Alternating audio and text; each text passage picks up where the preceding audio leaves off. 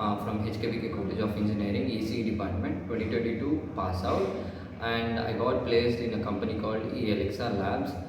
For this, the reason is I joined JSpiders Hebbal in the month of May, and I learned about Java, SQL, and web technology with the help of Anupamam and the team. And the HRs are very friendly, and they will give you companies, and you just need to focus on these. And coming to the mock, it is a bit easy. You just can crack it. What you have learned, that is what they will ask. And the mocks are very helpful for cracking the interviews. And literally thank all the JSpiders Hebbal Branch, and I recommend each and everyone, if you are in search of job, join the JSpiders Hebbal, and you can get the job. They promise you and they provide you the job.